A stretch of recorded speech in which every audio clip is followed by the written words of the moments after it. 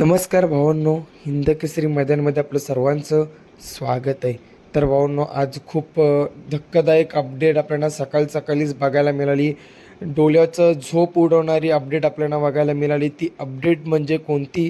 तर भावांनो, रायफल आज आपल्याला सोडून गेलेलं आहे.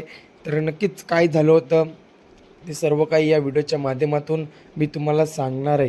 तर भावांनो, मी देखील आत्ताच पोस्ट पाहिली रायफलच्या जी इन्स्टा पेज होती त्यामध्ये आपण लिहून तिथं टाकलं होतं की 9:30 वाजता त्याचं निधनचं हे करायचं आहे आणि आजारी होता रायफल. ज्याला मोठ्या मैदानातला मोठा वस्ताद म्हणून संबोधलं जायचं या बैलगाडीच्या शर्यतक्षेत्रामध्ये. तो मोठ्या मैदानाचा मोठा वस्ताद हरपलेला आहे. भावांनो, एवढ्या लवकर रायफल साथ सोडेल वाटलं देखील नव्हतं. काय त्याची फिटनेस होती आणि काय तो मैदानामध्ये टॉपचा पळायचा आणि जयंत हिंद केसरी मैदान तर या रायफलनी तर गाजवलंच होतं.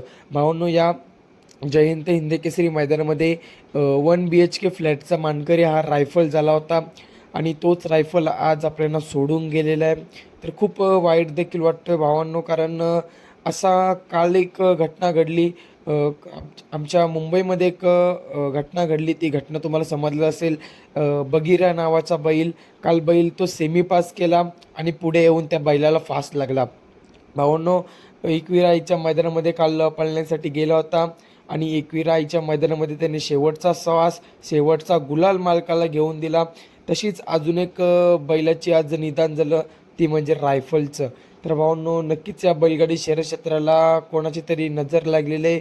खूप मोठे मोठे बैलगाडी क्षेत्रातले मालक असतील, खूप मोठे मोठे नंदी असतील, ते सध्याकडे हरपत आहेत. तर नक्कीच आपण सर्वांनी आपल्या नंदीची काळजी घ्या.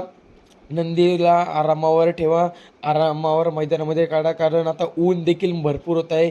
त्या उन्हाचा त्रास देखील बैलांना खूप होत आहे.